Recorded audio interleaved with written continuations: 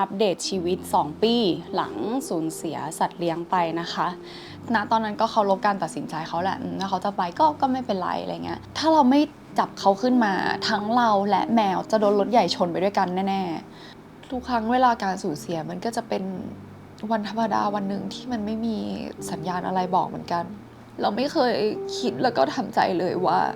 เราจะต้องสูญเสีย2 สิ่งที่เรารักในเวลาที่มันติดกันขนาดเนี้ยเราแบบคิดว่าแบบผีบังตาหรือเปล่าว่าแบบขอร้องแบบผีขอร้องเจ้าที่เจ้าทางให้แบบเราหาเจอแต่ว่าเราก็ยังมองหาเขาอยู่เรายังพยายามเงี่ยหูฟังเสียงเขาอยู่สวัสดีค่ะทุกคนกลับมาพบกับ Bioyage นะคะคลิปนี้จะเป็นคลิปที่ถ่ายยากที่สุดคลิปหนึ่งตั้งแต่ทำช่องนี้มานะคะเพราะว่าเฟิร์นจะมาอัปเดตชีวิต2ปีหลังสูญเสียสัตว์เลี้ยงไปนะคะก็ก่อนจะดูเนี่ยขอ disclaimer ทุกคนไว้ก่อนละกันนะคะว่าคลิปนี้มันอาจจะมีน้ำตามันอาจจะเต็มไปด้วยความโศกเศร้า แล้วก็อาจจะไม่ได้เป็นคลิปที่ให้กำลังใจใครขนาดนั้นเพราะว่ามันก็จะเป็นคลิปที่แบบเราแค่อยากจะมาอัปเดตชีวิตอะไรอย่างเงี้ยแล้วก็รู้ตัวอยู่แล้วอะนึกออกป่าวว่าเรื่องนี้มันค่อนข้างยังเซนซิทีฟกับเฟิร์นอยู่เพราะฉะนั้นแบบก็คิดว่าถ้าใครสภาพจิตใจยังไม่เข้มแข็งก็สามารถผ่านคลิปนี้ไปก่อนได้เลยนะคะหรือถ้าเกิดว่าใครเจอเหตุการณ์คล้ายๆกันแล้วอยากจะรู้สึกมีเพื่อนไม่ได้รู้สึกสูญเสียอยู่คนเดียวอะไรอย่างเงี้ยก็มานั่งฟังเป็นเพื่อนกันได้เลยค่ะโอเคงั้นเดี๋ยวเราเริ่มกันเลยนะคะสำหรับคนที่เพิ่งผ่านมาเจอหรือว่าอาจจะติดตามเฟิร์นไม่ทันนะคะเฟิร์นขอเล่าย้อนนิดนึงสัตว์เลี้ยงที่เฟิร์นสูญเสียไปเนี่ยคือนกเอี้ยงนะคะที่ชื่อว่าโกโก้นะคะโกโก้มาจากการที่เป็นนกเอี้ยงตกรังซึ่งแถวบ้านพ่อแม่เฟิร์นเนี่ยจะมีแบบเหมือนนกเยอะมากเพราะต้นไม้เยอะก็จะเจอนกตกรังอยู่เรื่อยๆเราก็เก็บมาดูแลแล้วพอเขาบินได้ก็ไปอยู่เรื่อยๆอะไรอย่างเงี้ยซึ่งตอนนั้นอ่ะก็มีนกตัวนึงตกลงมาแล้วก็เลี้ยงไปเลี้ยงมาถึงเวลาต้องบินไปแล้วเอ้าไม่ไป ไม่ไปแล้วก็เป็นนกที่ติดคนมากติดเฟิร์นมากติดสุดๆชอบอยู่บนหัวชอบแบบสมมติถ้าเฟิร์นเปิดคอมทำงานเนี้ยเขาก็จะชอบมานั่งตรงคอมแล้วก็จ้องหน้าเฟิร์นจนหลับไปอ่ะก็คือตัวติดกันมากอะไรเงี้ยจนรู้สึกว่าคงไม่ไปแล้วมั้งก็เลยตั้งชื่อว่าโกโก้นะคะจริงๆอ่ะตอนที่โตประมาณนึงอ่ะเขาเคยแบบอยู่ๆก็บินหายไปนะซึ่งโหตอนนั้นคือเศร้ามากร้องไห้หนักมากเหมือนกันมันก็ผูกพันไปแล้วอ่ะ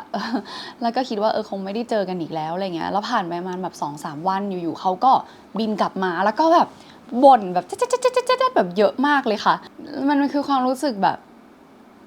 อย่าไปไหนอีกนะรู้เลยว่า2-3 วันนั้นมันทรมานมากคือใจเราก็อยากจะให้เขาแบบโบยบินไปตามธรรมชาติอีกแหละแต่ว่า มันก็ใจหายเนาะณตอนนั้นก็เคารพการตัดสินใจเขาแหละถ้าเขาจะไปก็ไม่เป็นไรอะไรเงี้ยแต่พอเขากลับมาเราก็ดีใจอะแล้วเราก็รู้สึกว่าเราจะอยู่ด้วยกันไปอีกยาวๆเลยอะไรเงี้ยแล้วเขาก็ฉลาดขึ้นเรื่อยๆเขาก็พูดเขาก็เรียนเสียงคำพูดเราคำพูดแม่คำพูดทุกคนในบ้านชอบแบบขโมยเงินไปไว้หน้าหิ้งพระอะไรอย่างเงี้ยฉลาดไหม เดินเล่นด้วยกันทุกวันเลยลงคลิปเล่นๆใน TikTok ใน IG จนแบบคนจำได้เป็นภาพที่แบบ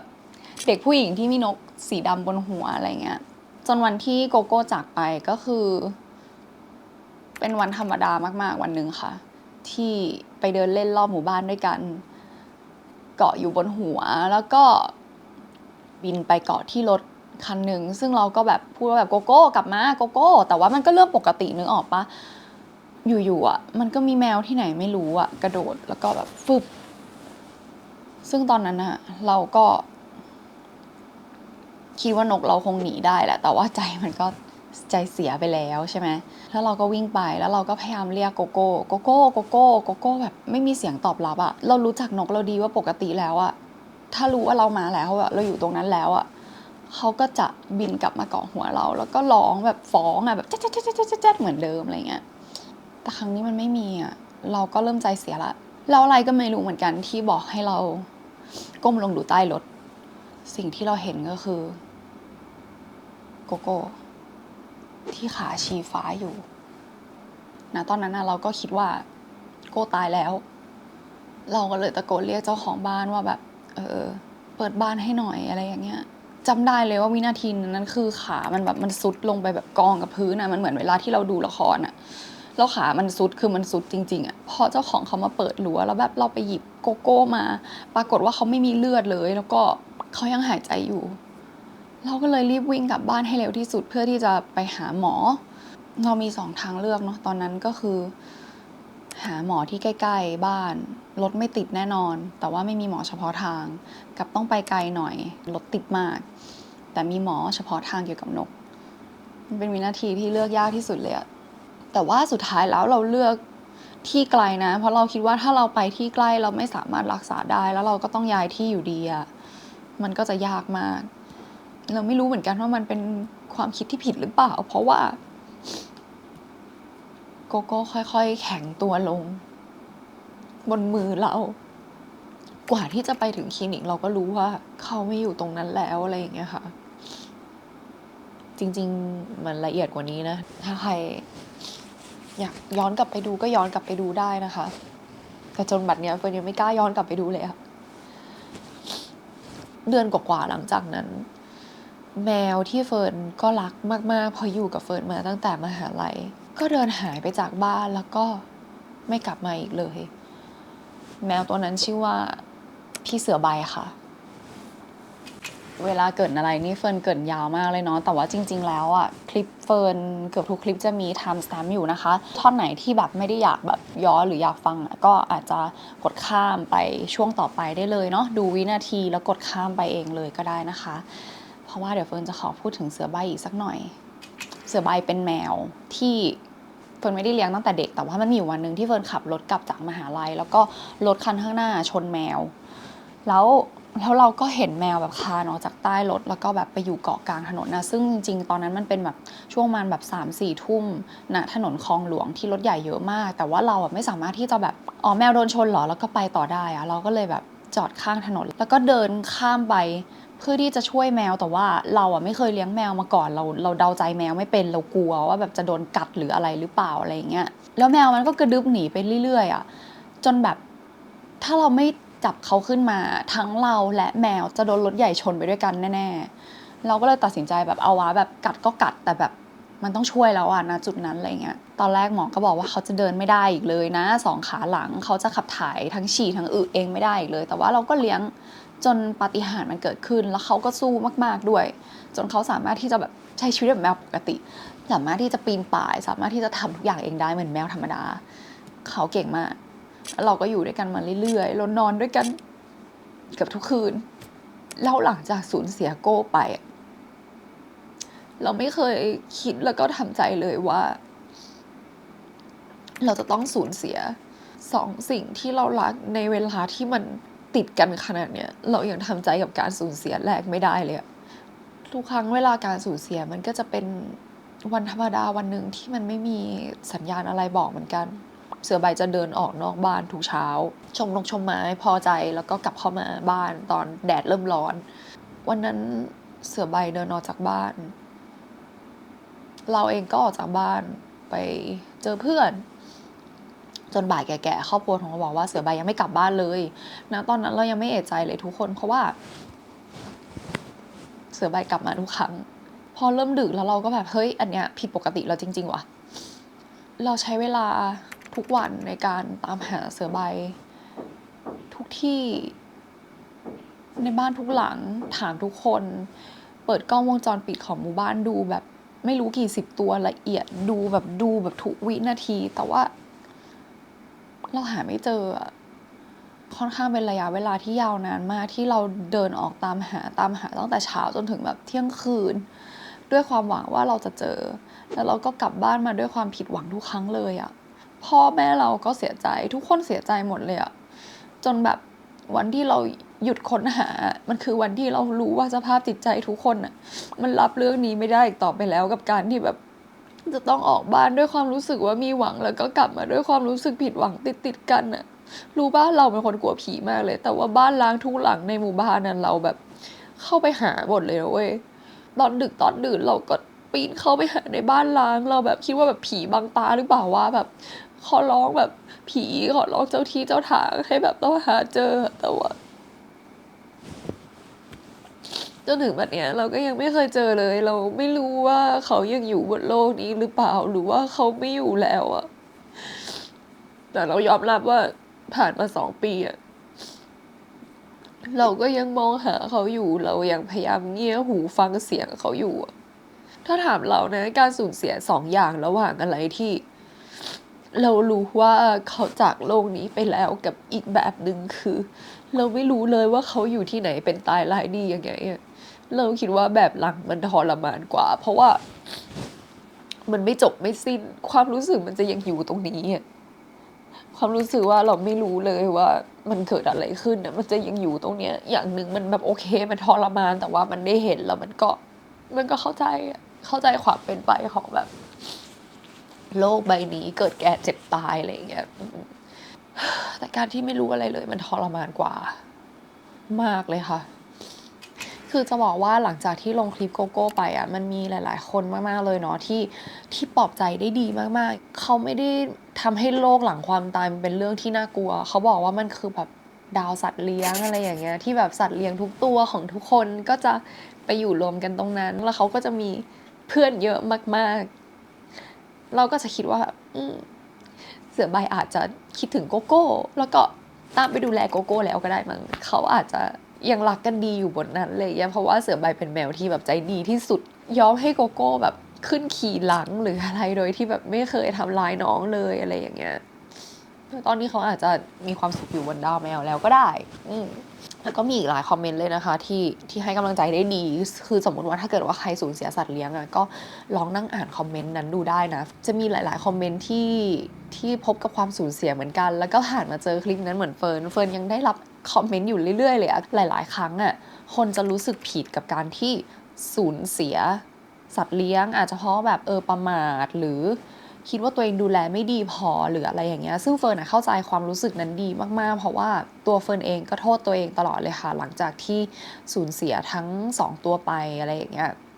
แต่สุดท้ายแล้วคนที่อยู่มันก็ต้องใช้ชีวิตต่อไปให้ได้เหมือนกันอะไรอย่างเงี้ย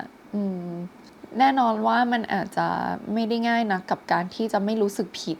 แต่ก็ต้องพยายามคิดว่า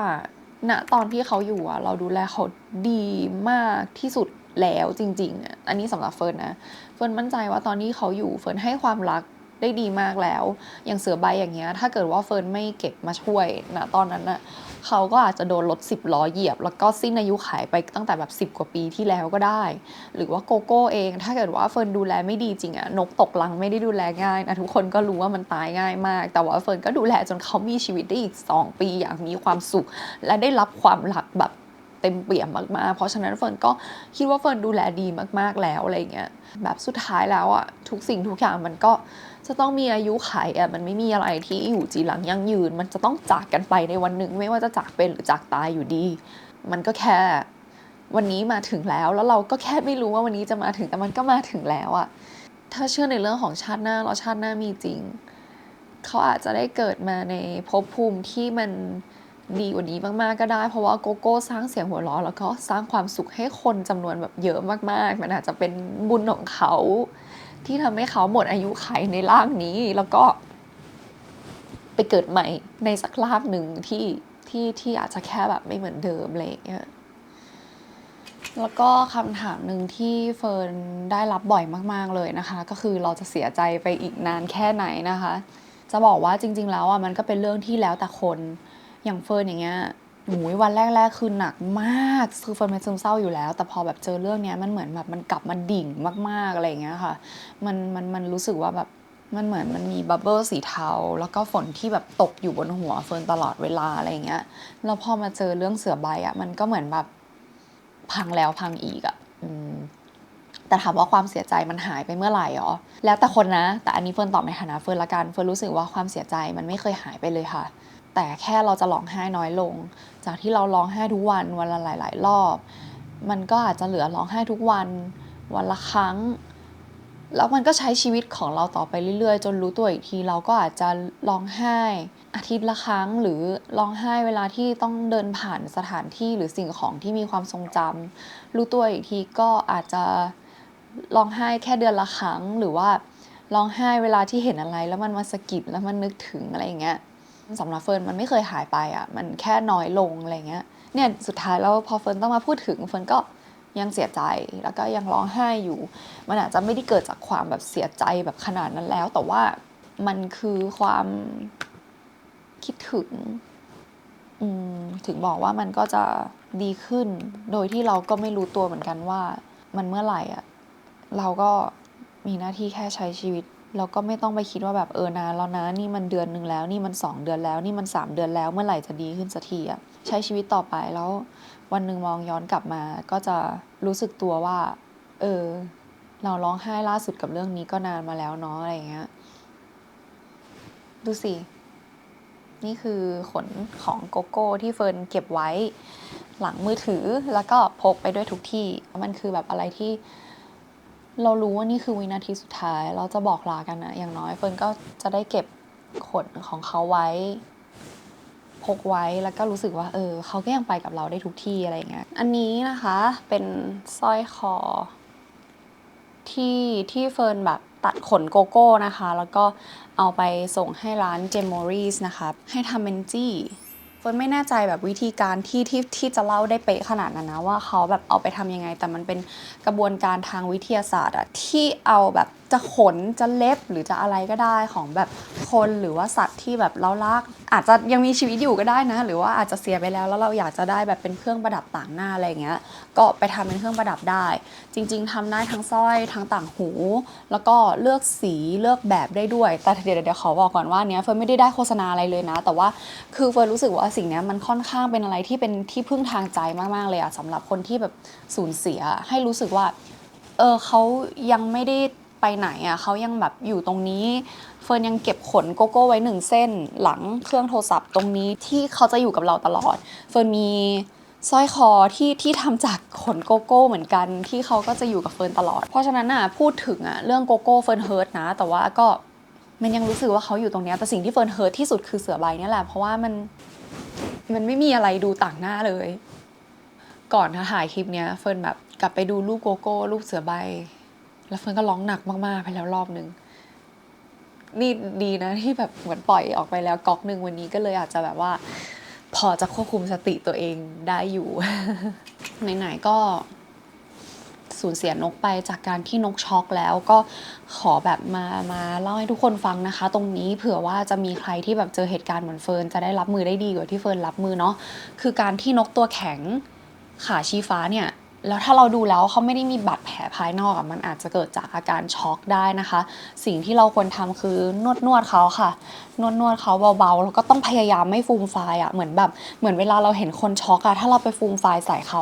เขาก็จะยิ่งแบบเหมือนถ้าเทียบกับคนก็คือยิ่งแพนิคยิ่งตกใจอะไรเงี้ยเพราะฉะนั้นเราจะต้องพยายามใจเย็นที่สุดวันนั้นเฟิร์นไม่ได้ทำแบบนั้นเลยค่ะวันนั้นเฟิร์นฟูมฟายมากเฟิร์นยอมรับเลยเฟิร์นเองก็ช็อกเฟิร์นเองก็สติแตกมากเลยค่ะแล้วก็พยายามนวดเขาพยายามปลอบเขานะคะว่าแบบไม่เป็นไรแล้วใจเย็นๆนะอะไรอย่างเงี้ยหยอดน้ำหวานให้เขาแบบนิดนึงนะนิดเดียวพอให้แบบมันมีแบบอะไรแบบไปแบบผ่อนคลายเขาอะไรอย่างเงี้ยค่ะสุดท้ายแล้วก็คือต้องพยายามปลอบขวัญเขาหน่อยอะไรเงี้ยมันคืออาการช็อกอาการตกใจเสียดายเหมือนกันนะที่วันนั้นแบบมันไม่รู้ เนี่ยเห็นไหมสุดท้ายแล้วเฟิร์นอาจจะไม่ได้ move on จากความรู้สึกผิดได้ขนาดนั้นแต่ว่าดีขึ้นค่ะมันจะดีขึ้นในทุกวันเฟิร์นอยากจะบอกทุกคนว่าเหมือนไม่ต้องรีบดีขึ้นก็ได้แต่ว่ามันจะดีขึ้นจริงๆส่วนความรู้สึกหนึ่งที่แบบว่าเรามีอยู่ตอนนี้นะหลังจากที่สูญเสียไปแบบ2 ปีแล้วคือความรู้สึกกลัวที่จะรักจริงๆแล้วมันแต่ละคนก็จะมีทางออกต่างกันบางคนก็จะบอกว่าหาสัตว์เลี้ยงใหม่สิมันก็จะทดแทนได้นะอะไรอย่างเงี้ยซึ่งจริงๆถ้าวันนั้นเฟิร์นเสียแค่โกโก้ตัวเดียวเฟิร์นก็อาจจะเลือกทางนั้นนะถามว่ามันมาทดแทนกันได้ไหมมันไม่มีทางที่มีอะไรจะมาทดแทนกันได้หรอกค่ะแต่ว่ามันอาจจะเป็นความรู้สึกที่แบบดึงเราขึ้นมาจากความดิ่งนั้นอะไรอย่างเงี้ยแต่พอเราสูญเสีย2 ตัวพร้อมกันเรารู้เลยว่าการสูญเสียแต่ละครั้งมันเจ็บปวดแบบเจ็บปวดสุดๆเลยคือต้องบอกก่อนว่าเฟิร์นไม่เคยสูญเสียอะไรเลยในชีวิตนี้หมายถึงว่าคุณพ่อคุณแม่ก็ยังอยู่คุณย่าก็ยังอยู่แบบคนที่จะอยู่ใกล้ตัวเฟิร์นมากๆเฟิร์นยังไม่เคยสูญเสียใครเพราะฉะนั้นมันเป็นความรู้สึกสูญเสียครั้งแรกแล้วมันเจ็บปวดแบบมากๆมันเลยทำให้เฟิร์นกลัวที่จะเลี้ยงอะไรอีกครั้งทุกวันนี้เฟิร์นแบบมีบ้านแล้วเฟิร์นสามารถที่จะเลี้ยงหมาเลี้ยงแมวได้จริงๆเฟิร์นอยากเลี้ยงแมวมากเลยนะคือเฟิร์นเป็นคนที่รักสัตว์มากเฟิร์นอยากแบบ เฟิร์นอยากเลี้ยงอะหรือบางที่แบบมีคนจะให้นกเอี้ยงมาอะไรอย่างเงี้ยที่แบบฉลาดมากเลยพูดได้เหมือนกันนะอะไรเงี้ยมันทำใจไม่ได้อะแค่คิดว่าถ้าเราจะต้องรักแล้วเราจะต้องสูญเสียอีกมันก็ไม่รู้ว่าจะทำใจยังไงแล้วอะอยากเลี้ยงแมวมากแบบมากแต่ก็ทำใจไม่ได้อยู่ดีอะนึกถึงตอนที่ตัวเองแบบชีวิตแบบพังตอนนั้นแล้วมันเจ็บอะ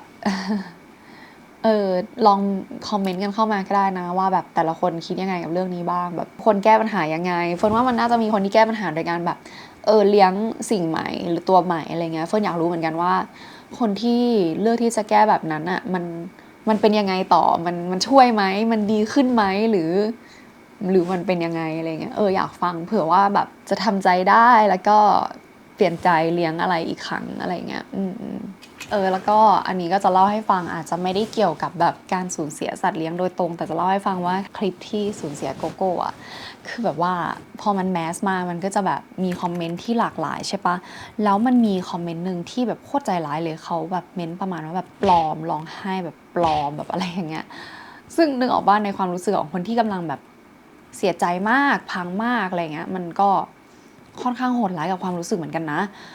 แล้วตอนนั้นอ่ะเฟิร์นก็เลยแบบเหมือนแคปลงใน Twitter แล้วกลายเป็นว่ามันมีแบบพี่สาวของเขาอ่ะ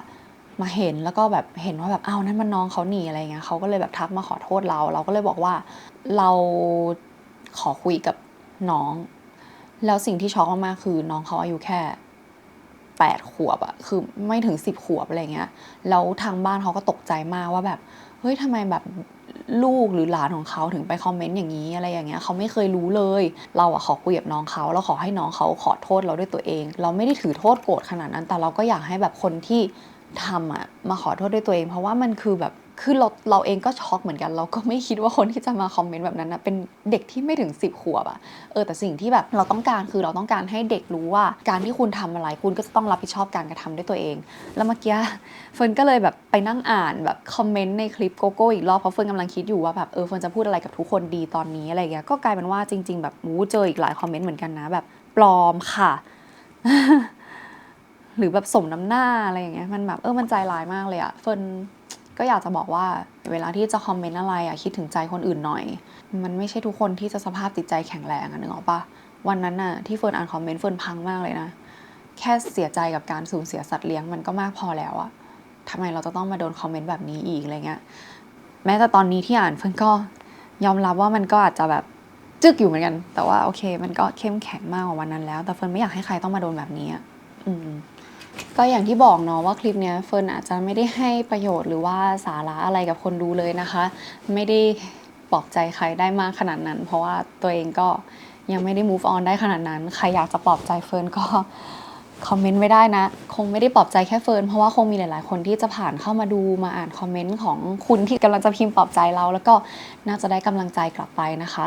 อันนึงที่เฟิร์นชอบเนาะสำหรับคอมเมนต์ที่แบบปลอบใจเฟิร์นก็คือเขาบอกว่าเราจะต้องมีความสุขให้ได้เพราะว่าที่เขามองเราอยู่บนฟ้าอยู่บนดาวสัตว์เลี้ยงอ่ะเขาคงอยากเห็นเรามีความสุขไม่อยากจะเห็นเราร้องไห้หรือว่าจมอยู่กับความทุกข์เศร้ากับการแบบจากไปของเขาอะไรเงี้ยเพราะฉะนั้นก็พยายามมีความสุขให้ได้เร็วที่สุดนะคะแล้วก็เลิกโทษตัวเองได้แล้วนะเพราะว่าในช่วงที่มีเขาอยู่ในชีวิตเฟิร์นก็เชื่อว่าทุกคนทำดีให้ความรักให้ความอะไรแล้วถึงแม้ว่าในเหตุการณ์ที่เขาจากไปมันอาจจะมีการกระทำที่เราโทษตัวเองว่าเราไม่น่าจะอย่างนั้นเลยรู้งี้จะอย่างนี้ดีกว่าอะไรเงี้ยแต่เฟิร์นก็ใช้คำที่เฟิร์นปลอบตัวเองมาพูดกับทุกคนเนาะว่าเราไม่รู้หรอกค่ะว่าแต่ละทางมันจะนำไปสู่อะไรบ้างแต่ว่าเราก็เชื่อว่านะตอนนั้นทุกคนเลือกทางที่ดีที่สุดอะที่เหลือมันคือแล้วแต่บุญแล้วแต่กรรมของเขามันไม่น่าจะมีใครได้ประโยชน์อะไรจากคลิปนี้เท่าไหร่เอาเป็นว่าขอให้รู้ว่าถ้ากำลังรู้สึกเศร้าอยู่อะคุณไม่ได้รู้สึกคนเดียวคุณไม่ได้โดดเดี่ยวเราเองก็ยังเศร้าอยู่แต่เราดีขึ้นกว่าวันแรกที่เราสูญเสียเยอะเลยนะคุณเองอ่ะก็ดีขึ้นได้เช่นกันแล้วเราก็จะดีขึ้นไปพร้อมๆกันนะคะเป็นกำลังใจให้นะคิดถึงโกโก้กับเสือใบมากๆแล้วก็อยากจะบอกโกโก้กับเสือใบว่ายังรักแล้วก็เป็นห่วงเสมอทุกครั้งที่มีรูปโผล่ขึ้นมาก็ยังเศร้ายังคิดถึงอยู่เลยอ่ะแต่ก็หวังว่า ทั้งสองจะสบายดีแล้วก็อยู่ในโลกที่มันมีแต่พื้นที่ปลอดภัยให้ทั้งสองนะเจอกันใหม่คลิปหน้านะคะทุกคน